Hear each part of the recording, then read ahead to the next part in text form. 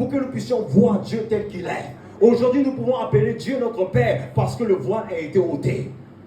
Dans l'Ancien Testament, on appelait Dieu éternel. Éternel, c'était comme un homme, un Dieu étranger. Mais dans la Nouvelle Alliance, on l'appelle Père. Parce que lorsque Jésus-Christ a commencé à prier, il a dit Père, Père, que ton nom soit élevé. Il a dit que ton nom soit glorifié. Il a appelé Père. Parce que dans la dispensation de la Nouvelle Alliance, bien-aimé, Dieu n'est plus un Dieu lointain. Dieu est notre Père. Alléluia. Amen. Nous allons prendre un autre verset rapidement, dans Psaume 27, verset 4. Psaume 27, verset 4. La Bible dit, je demande à l'Éternel une chose que je désire ardemment. Je voudrais habiter toute ma vie dans la maison de l'Éternel pour contempler la magnificence de l'Éternel et pour admirer son temple. Alléluia. C'est David qui fait cette prière. Il dit, je désire une seule chose. Dis avec moi, je désire une seule chose. Que je désire ardemment. Vous voyez, il y a 4 mots qui attirent mon attention ici. Le premier mot, c'est le désir. Bien-aimé, le désir que tu as va toujours enfanter quelque chose dans ta vie. Chaque désir que tu nourris va produire une réaction. Il dit premièrement le désir. Le désir, c'est quelque chose qui bouillonne à l'intérieur de toi, quelque chose que ton âme soupire après, ce que ton âme désire. Bien aimé, lorsque nous avons ce désir de rencontrer Dieu, de pouvoir être intime avec lui, il y a beaucoup de choses qui se produisent. Ici, il parle premièrement du désir. La deuxième chose, il dit, je voudrais habiter. Il dit, je voudrais habiter. On ne l'a pas forcé à déclarer cela. Il dit, je voudrais habiter. Lorsque tu as le désir, on n'a pas besoin de t'encourager. Lorsque tu as le désir, on n'a pas besoin de t'exhorter. Tes pas deviennent naturels. Il dit, je désire et je voudrais habiter. Je voudrais habiter. En d'autres termes, je voudrais demeurer. Je voudrais rester avec toi. Bien-aimé, laissez-moi vous dire, lorsque vous lisez ce verset plus haut, vous allez vous rendre compte que David, tellement il était dans l'intimité avec Dieu, il pouvait contempler la beauté de Dieu, il pouvait contempler la gloire de Dieu, au point de dire que même si une armée se campait autour de moi, mon cœur sera sans crainte. Imaginez-vous, un homme peut arriver à la révélation de dire que si une armée se campait autour de moi, mon cœur sera sans crainte. Mais David, tu te prends pour qui? Toute une armée, et tu arrives à dire, même si une armée se campe autour de moi, mon cœur sera sans crainte. Pourquoi il n'a pas peur? Parce qu'il est un intime de Dieu. Lorsque vous êtes un intime de Dieu, quelles que soient les batailles, quels que soient les pots de badin, quels que soient les combats, vous avez la victoire. Votre problème, c'est parce que vous n'êtes pas intime avec Dieu. C'est pourquoi vous craignez vos ennemis. Lorsque tu es intime avec Dieu, tu ne crains même pas tes ennemis. Alléluia. Lorsque tu crains Dieu, tu n'as pas peur de tes ennemis, tu ne crains pas tes ennemis. Dis à ton voisin, si tu crains Dieu, tu ne craindras point tes ennemis. Alléluia. Amen. Bien-aimé, il dit, je désire une chose ardemment. Ce que je désire, c'est ce que je désire. Premièrement, le désir. Quel est le désir que tu as? Bien-aimé, je vous assure, si votre désir, c'est de bâtir une maison, le jour que vous allez bâtir la maison, vous serez toujours insatisfait. Aucune chose matérielle ne pourra combler votre vie. Regardez les gens de ce monde. Ils sont toujours en train de faire des voyages, ceci, cela, aller partout, parce qu'ils cherchent à combler leur âme par rapport à ces choses. Ils vont ailleurs, ils vont voyager, ils font tout, parce qu'ils savent que lorsqu'ils restent sur place, ils sont tourmentés. Ils cherchent à combler le vide. C'est pourquoi ils ne veulent pas rester sur place. Ils se disent, en voyageant, je pourrais combler le vide, mais ça ne comblera jamais le vide. La seule personne qui peut combler le vide dans la vie d'un homme, c'est Dieu lui-même. Parce que l'homme n'a pas été créé pour être indépendant. L'homme a été créé pour vivre dans la présence de Dieu. Et c'est pourquoi, sans intimité avec Dieu, un homme meurt. De la même manière que tu sors le poisson dans l'eau, le poisson ne peut pas vivre longtemps. Parce que le poisson a été créé pour vivre dans cet environnement. L'homme a été créé à l'image de Dieu. L'homme est l'essence de Dieu. Et c'est pourquoi l'homme ne peut pas vivre loin de Dieu. Toute personne qui vit loin de Dieu, bien aimé, il a un succès qui dure dans le temps. Et vous allez voir, tous ceux qui réussissent selon le monde, lorsqu'ils se posent, ils se retrouvent seuls, ils sont vides. Je me rappelle, on donnait un témoignage d'une personne qui avait remporté des médailles. Il dit, lorsque vous voyez le monde me célèbre. Mais vous ne savez pas le vide que j'ai en moi. Je suis tellement vide, je me sens seul. Les gens m'acclament. Mais lorsque je reviens, je suis seul. Je suis dans la déprime. Qui connaît Michael Phelps? Il a remporté, il est tombé dans la dépression, dans la drogue. Le monde l'a célébré, mais il était dépressif. Le monde l'a célébré. Imaginez-vous, quelqu'un qui était un grand champion, qui a beaucoup d'argent, qui a tout. Cela veut dire que les choses de ce monde ne peuvent combler le vide de l'homme. On ne peut pas combler la vie de l'homme par les biens matériels. C'est la présence de Dieu. Comme David pouvait dire, comme une biche soupire après les courants d'eau, ainsi mon âme soupire après toi. L'homme a été designé de courir après la présence de Dieu. De la même manière qu'une biche a été designée avec sa soif pour pouvoir boire de l'eau. C'est de la même manière que l'homme a été paramétré et a été conçu pour pouvoir baigner, demeurer dans la présence de Dieu. Lorsque nous nous éloignons de la présence de Dieu, c'est là que tous nos problèmes commencent. L'homme n'a pas été créé pour vivre loin de Dieu. Dis à ton voisin, tu n'as pas été créé pour vivre loin de Dieu. Alléluia. Il dit, je désire une chose ardemment. Je voudrais habiter. La première des choses, le désir. La deuxième chose, habiter, demeurer. La troisième chose, il dit, pour contempler. La contemplation. Bien aimé, il y a une dimension d'exaucement que vous amenez dans votre vie par la contemplation. Vous avez vu tout à l'heure que nous étions en train d'adorer. Nous avons chanté ce chant tout à l'heure. Vous vous rappelez, nous avons dit d'âge en âge, tu es le même, saint et digne de louange, Alpha Oméga du règne, ton nom est Yeshua. Lorsque tu chantes cela, ce n'est pas un chant, tu contemples les paroles. Alléluia, la contemplation. Bien aimé, lorsque tu commences à contempler Dieu, tes problèmes deviennent petits. Plus tu médites sur tes problèmes prendront du volume. Mais lorsque tu contemples Dieu, tes problèmes deviennent petits. Lorsque tu chantes d'âge en âge, cela t'amène à contempler Dieu, à mettre Dieu hors catégorie.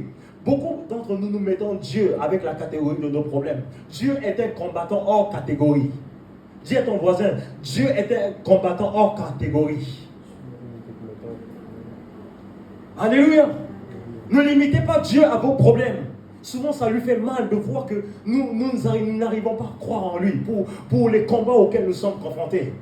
Mais ici, il dit, premièrement, le désir. On dit deuxièmement, habiter. Troisièmement, le contempler. C'est ça la contemplation. La contemplation, c'est que tu fermes les yeux et tu commences à proclamer ces paroles. Même si c'est une parole, tu contemples sa beauté. Tout à l'heure, nous avons dit d'âge en âge. Tu contemples d'âge en âge. Tu es le même. Il n'a pas changé. Il n'a pas changé. Les présidents de ce monde se succèdent. Mais mon Dieu reste éternel. Il est d'âge en âge. Il vit d'éternité en éternité. Lorsque tu contemples cela, ça fait du bien à ton âme. Alléluia. N'est-ce pas merveilleux d'avoir un grand Dieu qui peut changer les choses? Celui qui donne le souffle de vie et qui peut retirer le souffle de vie. Alléluia. Amen. Pour contempler et à la fin pour admirer son temple. Admirer son temple. Admirer la beauté de Dieu. Il y a 4 choses ici. On parle du désir, on parle d'habiter, on parle de contempler, on parle d'admirer. Voici les 4 choses lorsque nous sommes dans l'intimité avec Dieu. Alléluia. Le contempler, dire ce qu'il est. Le célébrer. Mettez vos problèmes de côté. Moi que vous voyez, je ne prie pas pour mes problèmes. Si vous priez pour votre problème va gonfler encore. Vous allez avoir plus de problèmes. Apprenez à contempler Dieu. Contempler sa majesté. Célébrer son nom. Lorsque tu es dans l'intimité avec Dieu, bien aimé, tes peurs s'évanouissent. Et alléluia. Pourquoi être intime avec Dieu? Bien aimé, Dieu a toujours voulu, c'est le plan parfait de Dieu. Dieu a toujours voulu que l'homme soit un intime avec lui. Imaginez-vous, vous avez un ami qui se dit votre meilleur ami, mais il ne s'intéresse jamais à vous. Ce qui l'intéresse, c'est votre poche, vos voitures. Je pense que peut-être, Eric, tu as connu ça. Des gens venaient juste auprès de toi par rapport à ce que tu pouvais leur donner. mais ils s'en foutaient de toi. Alors que tu voulais juste des amis avec qui partager un peu tes succès, partager un peu certaines choses. Mais leur but, c'était de vouloir juste bénéficier de ce que tu pouvais leur apporter.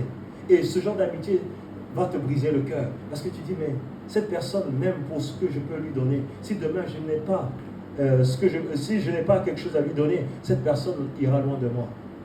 Et c'est par là que nous voyons les faux amis ou les vrais amis. Et peut-être aujourd'hui, dans la situation dans laquelle par laquelle tu passes aujourd'hui, les gens qui te disaient mon ami, aujourd'hui on ne les voit plus. Cela révèle que ce n'était pas des véritables intimes. Un intime va au-delà de ce que tu peux lui apporter. Alléluia. Bien-aimé, Dieu a toujours voulu, Dieu veut que nous soyons intimes avec lui. C'est la priorité de Dieu. La priorité de Dieu n'est pas qu'il puisse te bénir d'abord. La priorité pour Dieu, ce n'est pas qu'il puisse te bénir. La priorité pour Dieu, c'est que tu puisses être intime avec lui. Et dans l'intimité découlera la richesse, la faveur, la grâce.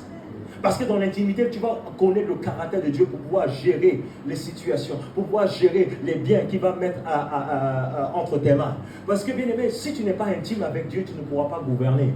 Vous allez regarder dans l'Ancien Testament, lorsque Dieu a créé l'homme dans le jardin d'Éden, il l'a positionné. Et vu que l'homme était en intimité avec lui, l'homme pouvait donner le nom aux animaux. Parce qu'il le faisait d'après l'intimité qu'il avait avec Dieu. Aussi longtemps que tu es en relation, aussi longtemps que tu es intime avec Dieu, tu commences à faire comme Dieu. Vous avez vu que Dieu est le créateur, il a créé toutes choses et il a donné la possibilité à l'homme également de créer d'après l'intimité. Alléluia. Bien aimé, je vais partager avec vous quelques bénéfices de l'intimité. Nous allons partager quelques bénéfices de l'intimité. La première des choses, c'est que l'intimité te fait ressembler à Christ. Voici le mandat principal de l'intimité. Vous n'avez pas remarqué que lorsque deux personnes sont mariées peut-être il y a 20 ans, 30 ans, vous allez vous rendre compte au fil des temps, les personnes se ressemblent. Physiquement, même dans les gestuels, dans tout. Parce que le but du mariage, c'est la conformité, c'est la ressemblance. Le mariage physique nous enseigne le mariage avec Dieu. Le but du mariage, c'est la conformité. Le but du mariage, c'est la ressemblance. Nous sommes mariés à Jésus. La Bible dit que nous sommes sa fiancée. C'est pourquoi il est l'époux, il reviendra nous chercher. C'est pourquoi on dit Jésus reviendra chercher son église. Et reviendra chercher son église. Alléluia. Bien-aimés, nous sommes l'épouse de Jésus. Mais le but principal de Dieu, c'est que nous puissions être conformes à lui. Que nous puissions nous manifestons son essence, nous manifestons son caractère. Donc le but du mariage, c'est quoi? C'est la ressemblance. Dis à ton voisin, le but du mariage, c'est la ressemblance. C'est pourquoi vous allez voir que l'équilibre ne sera pas établi aussi longtemps que les deux personnes ne courent pas vers le but de la ressemblance à Christ. Puisque vous courez vers le but de la ressemblance à Christ, ça établit l'ordre divin dans le foyer. Parce que le but principal, c'est la ressemblance à Christ. Le but de l'intimité, c'est de ressembler à Christ. Moi, je vois des personnes qui ne se ressemblaient pas, mais qui sont mariées depuis longtemps. Lorsque vous voyez l'homme, il ressemble à la femme lui ressemble. Parce que, bien aimés, ils sont devenus une seule chair. Vous êtes d'accord avec moi? La Bible dit que l'homme quittera son père et sa mère, s'attachera à une femme, ils deviendront une seule chair. Vous êtes d'accord avec moi? Notre raison nous fait comprendre que c'est deux personnes. Mais dans le monde des esprits, ce n'est pas deux personnes, c'est une personne. Alléluia. C'est une personne. Tu ne peux pas être dissocié de ta moitié. Vous êtes un. Je vous pose la question, pourquoi lorsque un homme et une femme se mettent ensemble pour donner un enfant, pourquoi ils ne donnent pas deux enfants? Pourquoi ils ne donnent pas, je ne sais pas comment dire, mais pourquoi ils donnent un enfant? Ou ils donnent mais à leur image. Vous êtes d'accord avec moi? Mais c'est les deux qui se reproduisent en une personne. Alléluia. Cela veut dire que nous sommes un dans la reproduction également. Alléluia. Donc le but de l'intimité, le bénéfice de l'intimité, la première des choses, c'est la ressemblance à Christ. Dieu veut que nous puissions lui ressembler. C'est ce que nous avons lu tout à l'heure. Donc Corinthiens 3, verset 18, il dit, nous qui contemplons dans un miroir la gloire de Dieu, nous sommes transformés en la même image de gloire en gloire. Il dit, nous qui contemplons, le but c'est de pouvoir le contempler pour que nous parvenions à être comme lui, à vivre comme lui, à parler comme lui. C'est ça le but de notre mariage avec Christ. C'est pourquoi nous avons un long chemin. Ne vous arrêtez pas au fait de pouvoir croire en Jésus. Dieu veut nous amener plus loin. Il veut nous amener à la ressemblance. Comme ça, lorsque quelqu'un te voit, on ne voit pas quelqu'un qui dit qu'il est chrétien, mais on voit Dieu. On dit, mais toi, je vois tout le monde, mais tu es différent. Tu as quelque chose que nous n'avons pas. Quel est ton secret? La gloire de Dieu est sur ta vie. Vous allez voir que lorsque Moïse était dans la présence de Dieu, et lorsque Moïse descendait pour aller voir le peuple d'Israël, il y avait une lumière, il y avait une gloire qui était sur son visage, au point qu'il était obligé de cacher son visage. Il y a quelque chose qui se produit. La ressemblance à Christ est le but ultime de l'intimité. Le but de l'intimité, ce n'est pas qu'il puisse te donner les maisons, qu'il puisse te donner les voitures. Les gens sont devenus des faussaires parce que les gens courent après les choses matérielles. Bien-aimés, en tant que chrétiens, nous ne devons pas poursuivre les choses matérielles. La première des choses que nous devons poursuivre, c'est l'intimité avec Dieu. Connaître ses voies, connaître son cœur. Si tu as trouvé ça, tu as tout trouvé, les amis. Alléluia. Donc l'intimité, premièrement, te fait ressembler à Christ. C'est ce que nous devons poursuivre. Nous devons lui ressembler. Nous devons manifester son dessein. Vous allez remarquer que c'est pourquoi la Bible va dire que les mauvaises compagnies corrompent les bonnes mœurs. Tu peux être quelqu'un de bien, mais tu t'associes à une personne, tu vois, cette personne a de mauvaises manières. Du jour au lendemain, sans faire exprès, tu commences à faire les mêmes choses. Parce que toute association a un impact. Toute association produit quelque chose. Lorsque nous nous associons à Dieu, nous parvenons à faire ce qu'il fait. Nous parvenons à devenir comme lui. Alléluia.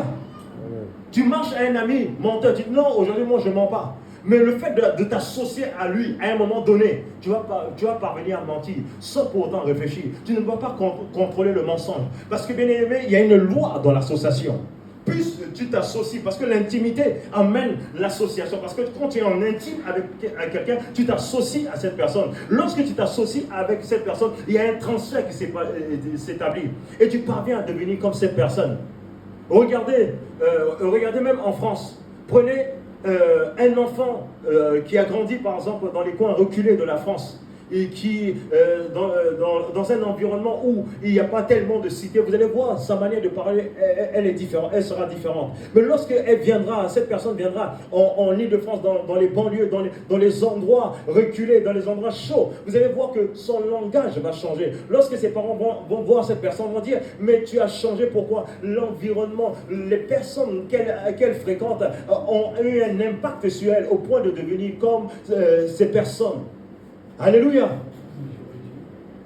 Bien-aimé, il y a une loi dans l'association par l'intimité. Lorsque tu t'associes avec quelqu'un, dis-toi, tu prends ton héritage, tu prends son héritage. C'est pourquoi je dis toujours aux gens, si tu es célibataire, tu n'es pas encore marié, tu veux te marier, bien-aimé, il faut faire attention, il faut bien prier. Parce que lorsque tu te maries avec quelqu'un, tu te maries avec son héritage. Son héritage spirituel, son bagage spirituel, tu épouses ça également. Tu ne maries pas seulement la personne physique, mais tu maries son bagage également. Parce que vous deviendrez un. Tu prendras son bagage également, plus ce que tu as. Donc imagine. C'est pourquoi, bien aimé, les couples doivent être enracinés en Christ. Jésus doit être le centre de tous les foyers. C'est pourquoi à CAT, nous prions tous les matins pour les couples. Parce que c'est important. Plus les couples seront fondés sur le Christ, bien aimé, nous serons indivisibles, nous serons imbattables. Le couple doit être bâti sur le rocher des âges. Il doit être bâti sur l'intimité avec Dieu. Alléluia. La deuxième chose, le deuxième bénéfice que nous voyons ce matin, bien aimé, c'est que l'intimité déclenche la bonne odeur. L'intimité déclenche la bonne odeur. Lorsque tu es intime avec Dieu, je donne cette illustration. Lorsque vous mettez un bon parfum, que vous arrivez quelque part, vous allez voir que tout le monde a remarqué. Ça va attirer tout le monde. Les bonnes odeurs font quoi? Attirent. Les mauvaises odeurs font quoi? Repoussent. Vous êtes d'accord avec moi? Lorsque tu mets un bon parfum, tu viens. Naturellement, tout le monde sera attiré par ce parfum. Donc l'intimité avec Dieu déclenche un parfum. Vous allez voir que dans un environnement où on déteste tout le monde, mais toi on t'apprécie. Ils ne savent pas pourquoi ils t'apprécient. Parce que l'intimité avec Dieu amène quelque chose qui fait jaillir la gloire de Dieu sur ta vie. L'intimité avec Dieu est le reflet de la gloire. Tu vois, tout le monde te voit. Il voit la gloire de Dieu. C'est ce qui s'est produit avec Étienne. La Bible dit que lorsqu'ils étaient en train de persécuter Étienne, ils voyaient en lui le visage d'un enfant. Mais c'est tellement la gloire de Dieu et le remplissait au point qu'ils voyaient la gloire de Dieu. Ils voyaient comme si c'était un enfant. Alors qu'il était un peu âgé, mais on voyait le visage d'un enfant. La gloire de Dieu apporte la distinction. Amen. Alléluia. Tout cela est déclenché par l'intimité. La Bible dit dans 2 Corinthiens 2, verset 15, il dit, nous sommes en effet pour Dieu la bonne odeur de Christ. Parmi ceux qui sont sauvés et ceux qui périssent. 2 Corinthiens 2, verset 15. Nous sommes quoi? La bonne odeur de Christ. Lorsque tu es intime, tu répands la bonne odeur. Qui n'aime pas la bonne odeur? Là où il y a une bonne odeur, ça attire les gens. Bien aimé, spirituellement parlant, il y a beaucoup de personnes qui ne manifestent pas une bonne odeur. Malgré leurs dons, malgré leurs talents. Ces personnes repoussent les gens. Mais je prie, alors que je parle maintenant, que cela s'arrête sur ta vie au nom de Jésus. Quelle que soit l'odeur que tu avais portée jusqu'à ce jour et qu'on ne voyait pas le talent, on ne voyait pas le potentiel que Dieu a mis au-dedans de toi, que cette odeur te quitte et que la bonne odeur de Christ soit révélée ce matin au nom puissant de Jésus. Alléluia! La bonne odeur de Christ, puisque vous êtes intime avec Dieu, puisque vous passez du temps avec lui. Bien aimé, chacun doit avoir son lieu secret. Dans le foyer, il y a les prières de groupe, mais chacun doit avoir son lieu secret. Vous ne devez pas compter sur votre mari ou compter sur votre femme. Chacun va répondre de ses actions devant Dieu. Chacun doit avoir sa relation personnelle avec Dieu. C'est bien de venir à l'église, mais chacun doit se tenir devant Dieu. Apprendre à le connaître, apprendre à l'aimer. Alléluia. Lorsque tu demeures dans cette présence, il y a une bonne odeur. Tu vas quelque part, tu as la faveur, tu as la grâce de Dieu. Alléluia. Tu ne fais pas d'effort parce que tu dégages quelque chose. Dès que tu parles aux gens, les gens sont contents. Les gens aiment être avec toi. Tu dégages un parfum. Ils vont te dire que quand je suis avec toi, je ne stresse pas. Je suis en paix. Il y a quelque chose que tu as. C'est le parfum qui sort de l'intimité. Amen. Apprenez à vous tenir dans la présence de Dieu. Apprenez à dépendre de la présence de Dieu, les amis. Plus vous allez faire ça, plus vous allez faire toute la différence. Amen. Alléluia. Bien aimé, le but ce matin, ce n'est pas de courir, parce qu'il y a beaucoup de choses à dire. Si Dieu le permet, si Dieu nous convainc, peut-être nous allons poursuivre dimanche prochain. Ça dépend du Seigneur, parce qu'il peut changer les choses comme il veut. Mais il y a pas mal de choses que nous allons voir. Nous croyons que Dieu va nous faire du bien. Bien aimé, Dieu veut amener son Église à l'intimité profonde. Pas compter sur un homme, pas compter sur un pasteur, compter sur un serviteur de Dieu. Mais bien aimé, Dieu te veut dans l'intimité. Dieu te veut. Dieu veut que tu puisses sortir de la foule pour aller dans l'intimité avec lui. Ayez des moments de qualité avec lui. Ayez des moments où vous venez, pas pour lui demander, Seigneur, donne-moi ceci. Juste dire, Seigneur, je t'aime. Tu es tout ce dont j'ai besoin. J'ai besoin de toi. Révèle-toi à moi. Quelle est ta volonté? Quel est ton plan pour moi? Me voici entre tes mains. Fais de moi ce que tu veux. Non pas ma volonté, mais ta volonté. Lorsque tu fais cela, le cœur de Dieu est réjoui. Vous savez, beaucoup de gens prient Dieu pour ce qu'il peut donner. C'est dommage. C'est dommage. Si nous prions Dieu pour ce qu'il peut donner, c'est vraiment dommage. Vous voulez vivre une vie puissante. Vous voulez vivre le succès. Vous voulez vivre la gloire de Dieu. Vous devez être des hommes de la présence de Dieu. Vous devez être des hommes qui se tiennent à la brèche dans la présence de Dieu. Parce que cette présence apporte un parfum. Même quand tu es combattu, Dieu change avec tes combats. Regardez, c'est ce qui s'est passé avec Daniel. On a jeté Daniel dans la fosse au lion. Pourquoi? Parce qu'il aimait l'intimité. Il priait 3 fois par jour. Et les gens ont trouvé les lois juste pour pouvoir le tuer. Ils ont monté des plans. Mais vous voyez, l'intimité a fait en sorte qu'il a échappé. Lorsque vous êtes intime avec Dieu, même quels que soient les projets de l'enfer, quels que soient les plans de l'ennemi contre vous, ces projets vont échouer. Parce qu'il y a une couverture spirituelle sur ceux qui demeurent dans l'intimité. Il y a une couverture dans la présence de Dieu. Lorsque vous êtes dans la présence de Dieu, il y a une couverture spirituelle qui vous enveloppe. Même si lorsque vous êtes dans sa présence, il y a une gloire qui vous entoure. Même si les gens viennent. C'est pourquoi David pouvait dire, même si une armée se campait contre moi, mon cœur sera sans crainte. Pourquoi? Parce qu'il a compris qu'il y a une couverture. Dans l'Ancien Testament, le prophète Élisée, il était dans un endroit. La Bible dit qu'on l'a encerclé, toute une armée l'a encerclé. Et son serviteur est venu dire, regarde dehors, nous sommes encerclés. Il a prié afin que les yeux de son serviteur puissent voir. Il a vu une armée d'anges qui était supérieure au nombre des gens qui les entouraient. Il n'avait même pas peur. Il a ouvert les yeux de son serviteur. Lorsque vous êtes intime avec Dieu, bien aimé, ça fait toute la différence. Lorsque vous êtes intime avec Dieu, vous parvenez à voir. Vous parvenez à voir le secours de Dieu. Beaucoup de gens ne parviennent pas à voir le secours de Dieu parce que les gens ne sont pas intimes avec Dieu. Alléluia. La troisième des choses, c'est quoi la troisième, c'est ça? La troisième des choses, le troisième bénéfice de l'intimité, c'est que l'intimité donne la confiance et l'assurance. Vous savez pourquoi vous n'avez pas confiance? Vous savez pourquoi vous ne marchez pas dans l'assurance? C'est parce que vous n'êtes pas intime avec Dieu. Lorsque tu es intime avec quelqu'un, tu as l'assurance que cette personne ne pourra jamais t'abandonner. Tu as l'assurance que cette personne ne pourra jamais te délaisser. Tu as l'assurance que quelle que soit la valeur de X, cette personne ne pourra pas te laisser en plan. Lorsque vous avez confiance, vous avez l'assurance. Et ces choses découlent de l'intimité. Lorsque vous êtes proche de Dieu, lorsque vous demeurez dans l'intimité de quelqu'un, vous pouvez savoir que cette personne peut vous aider dans les moments difficiles. Vous êtes d'accord avec moi? Naturellement, on le fait. Lorsque nous voyons avec des personnes que nous apprécions bien, que nous discutons et qui partagent notre intimité, nous savons que lorsque ces personnes, lorsque nous allons traverser certains moments, ces personnes vont pouvoir nous aider. Nous avons la confiance, nous avons l'assurance. Donc l'intimité produit quoi? L'assurance. On peut lire la parole rapidement dans Job 19, verset 25. Job 19, verset 25. Il dit, mais je sais que mon Rédempteur est vivant. Dis avec moi, je sais que mon Rédempteur est vivant. Amen. Il dit, mais je sais que mon Rédempteur est vivant. Le mais annule tout ce qui est avant. On te dit, tu as une maladie, mais je sais que mon Rédempteur est vivant. On dit, tu as des difficultés, tu ne pourras pas t'en sortir. Ça, c'est ce qu'ils disent. Mais je sais que mon Rédempteur est vivant.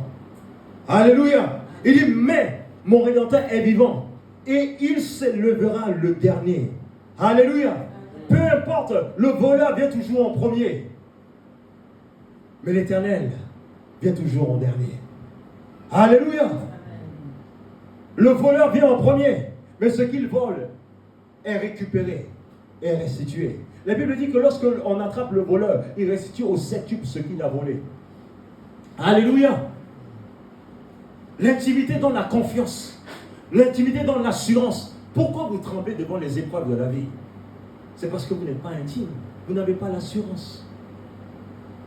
Lorsque tu es intime avec Dieu, tu connais que c'est le Dieu de l'univers, celui qui a créé toutes choses. Tu es en relation, tu es en communion, tu es en osmose avec ce Créateur. Naturellement, tu as une confiance. Tu as une confiance inébranlable. Bien-aimé, tu es libéré de toute forme de peur. Tu es libéré de toute forme d'inquiétude. La confiance est bâtie. Amen. Sur la base de l'intimité. Apprenez à être intime avec Dieu. Apprenez à demeurer dans l'intimité de Dieu. Puisque vous allez demeurer dans l'intimité avec Dieu, vous allez voir la différence dans votre vie. Vous allez voir cette confiance jaillir de vous. Cette assurance jaillir de vous. Parce que vous aurez connecté votre vie à l'intimité avec Dieu. Alléluia. Tu n'as pas d'assurance, vérifie est-ce que tu es intime avec Dieu. Si tu as toujours peur, est-ce que tu es intime avec Dieu? Je vous ai dit que l'intimité avec Dieu nettoie toute forme de peur, toute forme de crainte. Alléluia. Bien-aimé, il dit, mais je sais que mon Rédempteur est vivant et il se lèvera le dernier. il se levera. Quel est le nom de tes défis ce matin? Je t'annonce que ton Rédempteur se lève, pas se lèvera, se lève maintenant. Il se lève sur ta vie. Quelles que soient tes batailles, quels que soient tes combats, bien-aimé, le Seigneur se lève sur ta vie ce matin. Alléluia! La confiance. Bien-aimé, lorsque vous êtes confiant, vous allez voir que vous allez faire toute la différence. Vous n'avez pas remarqué que lorsque vous êtes inquiet, lorsque vous êtes dans le doute, c'est là où vous faites beaucoup d'erreurs. Vous n'avez pas remarqué, même au travail, lorsque vous n'êtes pas en confiance, les choses que vous pouvez faire rapidement et bien, vous allez commettre des erreurs. Mais lorsque vous êtes en confiance, vous vous déployez, vous devenez ingénieux, vous devenez créatif. Lorsque vous avez la confiance, lorsqu'il n'y a pas la confiance, vous allez remarquer que c'est comme si vous perdez vos capacités, vous perdez votre capacité. Parce que la peur que vous voyez a pour but de vous désarmer. Lorsque vous êtes désarmé, bien aimé, vous ne pouvez pas aller plus loin. Mais lorsque vous êtes intime avec Dieu, l'assurance. Vous avez l'assurance. Je sais que mon Rédempteur vit. Je sais que mon Rédempteur vit devant la maladie. Je sais que mon Rédempteur vit. Je proclame, je sais. Devant les batailles, je déclare, je sais que mon Rédempteur vit. Mon âme, pourquoi t'as battu au-dedans de moi? Chante. Je sais que mon Rédempteur vit. C'est ce que nous devons déclarer. Je n'ai pas besoin de sentir, mais je dois parler à mon âme. Je sais que mon Rédempteur vit. Peu importe les défis, je veux parler à mon âme. J'ai confiance en celui qui m'a créé. Ce ne sont pas les défis qui me mettront à terre. Parce que c'est lui qui m'a créé, qui me façonne et qui m'amène de l'avant. Il me tient par la main pour pouvoir triompher les épreuves. C'est comme ça on réfléchit. Lorsque tu es intime avec Dieu, la peur s'évanouit. Quelqu'un a dit que le courage n'est pas l'absence de peur, mais d'avancer tout en ayant la peur. Certaines personnes ont peur, s'arrêtent. Ma première fois de prêcher, je savais que Dieu m'avait appelé à le faire, mais j'avais peur. Mais le fait d'avancer, malgré ma peur, au final, ma peur a été tuée. Lorsque vous avez peur, c'est là que vous devez poser les pas. Au point que cette peur puisse s'évanouir. Et plus cette peur s'évanouit, plus votre potentiel sera manifesté. Parce que la peur que vous voyez est un tueur de destinée. Alléluia. Amen. Nous allons voir un autre point. L'intimité avec Dieu déclenche la foi.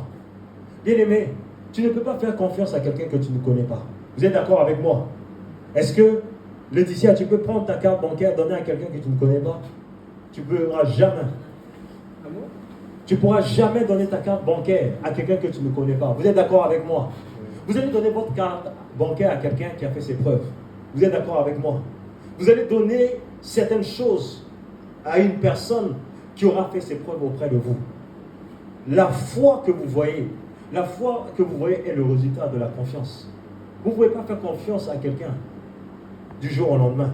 Mais c'est l'intimité qui t'amène à faire confiance à quelqu'un. L'intimité t'amène à connaître qui est vraiment cette personne.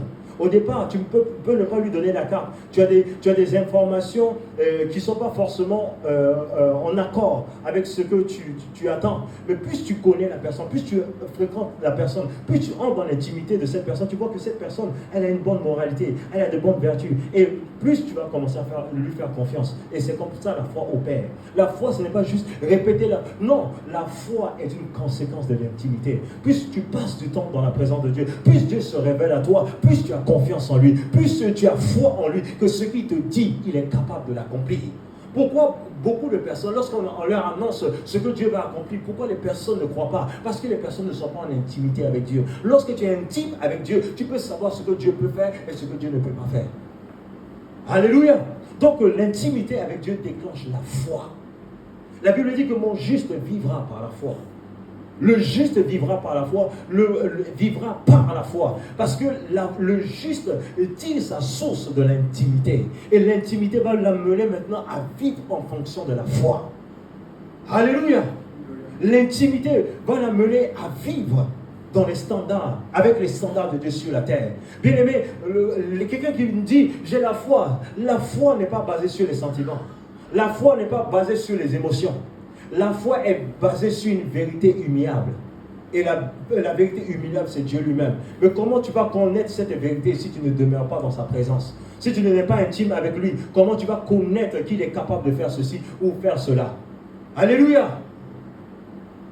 Bien aimé, il y a des circonstances de ma vie où j'ai expérimenté Dieu à une dimension où les gens disaient que c'était impossible. Mais lorsque j'étais dans l'intimité avec Dieu, je me rappelais que j'étais en Turquie. À l'époque, la plupart des gens qui venaient continuer en France, bien aimés, venaient par la route, venaient par les voies illicites. Et ils disaient c'est compliqué, on ne pouvait rien faire. Soit tu empruntes ce chemin, soit tu ne passeras pas parce que c'est verrouillé. C'était ce qu'ils disaient. Mais ce n'était pas ce que le Seigneur me disait dans l'intimité. Mon Dieu dans l'intimité me dit, je suis fidèle. Et je leur déclarais, mon Dieu est fidèle. Vous allez voir, je serai la première personne qui va manifester cela. Je serai la première personne, à partir de moi, j'ai ouvert le chemin. C'était compliqué pour les gens, mais quand je suis parti, ça a ouvert les voies. Pour vous dire quoi? Mon intimité avec Dieu, Dieu m'a révélé dans l'intimité qu'il était fidèle. Et quelles que soient les épreuves, j'étais devant les épreuves, je dis Seigneur, tu es fidèle. L'intimité m'a permis de déclencher ma foi. L'intimité m'a permis de pouvoir affronter les épreuves de la vie. Et je dis, malgré les défis, malgré les pots de banane, malgré tout ce qui se passait, mon cœur était sans crainte. Parce que je sais que Dieu m'a dit, il est fidèle. Amen. Je parlerai de ta bonté, de ta fidélité. Je dirai tout haut, tout haut, tout haut, ce que tu as fait pour moi. Je proclamerai la gloire de ton nom. Je parlerai de ta bonté, de ta fidélité. Je dirai tout haut, tout haut, tout haut, ce que tu as fait pour moi. Je proclamerai la gloire de ton nom. Et c'est ce que je disais à mon âme. Je chantais là au milieu de la nuit. Je chantais la fidélité de Dieu. Je dis, les gens ont dit ça, Seigneur, regarde ce qu'ils disent. Mais moi, je serai l'exception. Parce que tu es fidèle. Parce que c'est dans l'intimité que Dieu me révélait sa fidélité. Et je chantais la fidélité de Dieu. Je publiais la fidélité de Dieu. Il est fidèle. À jamais tu es fidèle. À jamais tu es glorieux. Lorsque je déclarais ma foi. Et j'étais en train d'établir les choses. C'est comme ça les choses de Dieu marchent. Mais si je n'étais pas un intime de Dieu, je n'allais pas connaître les voies de Dieu. Je n'allais pas connaître la direction de Dieu, les amis. L'intimité augmente la foi. L'intimité déclenche la foi. Ta foi, elle est faible parce que tu regardes à tes combats, parce que tu regardes à ce qui ne va pas. Tant que tu regardais à ce qui ne va pas, bien aimé, tu vas aller plus bas que terre. Mais lorsque tu regarderas, bien aimé, à l'intimité, lorsque tu regarderas à Dieu dans le secret, il va te donner un message. Et ce message va t'affranchir. Alléluia. Ce message, il m'a dit la fidélité. Et la fidélité a commencé à être proclamée. Vous savez que la foi, c'est quoi? C'est proclamer, déclarer ce que nous croyons. Mais tu vas déclarer sur la base de quoi? Il faut entendre avant de déclarer. Beaucoup de personnes déclarent parce qu'il faut déclarer. Je suis plus que vainqueur. Tu déclares sur la base de quoi? On déclare les promesses de Dieu sur la base de l'intimité avec Dieu. Regardez les fils de Séba. Ils voulaient chasser les démons. Au nom de Jésus que Paul prêche. Qu'est-ce qui s'est passé? Ils ont été fracassés par les démons. Ils ont utilisé le nom. Mais ils ont utilisé un nom avec qui ils n'ont pas d'intimité. Ils ont été fracassés. Tu peux utiliser les versets sans pour autant avoir une relation avec Dieu, mais Satan ne va pas t'obéir. Satan obéit à ceux qui sont intimes avec Dieu. Alléluia. Lorsque tu proclames, il m'a révélé la fidélité. Et j'ai vu de mes yeux. Et cela a bâti ma foi. Aujourd'hui, même si le monde tombe, je sais en qui je crie. Je sais que mon Rédempteur vit. Je sais, parle à ton âme. Proclame-le, déclare-le, je sais, chante de tout ton cœur. Je déclare, je sais que mon Rédempteur vit. Alléluia. Tu dois parler à ton âme. Parler à ton âme. Mon âme, réjouis-toi en Dieu. Alléluia. C'est comme ça que nous parvenons à triompher des œuvres des ténèbres. Alléluia. Le temps est avancé. Je vais donner un dernier point et nous allons nous arrêter là pour ce jour. Par la grâce de Dieu, nous allons poursuivre dimanche prochain, si Dieu le veut. Le dernier point que nous allons voir ce matin, l'intimité te permet de faire ce que Dieu fait. Dis à ton voisin, l'intimité te permet de faire ce que Dieu fait.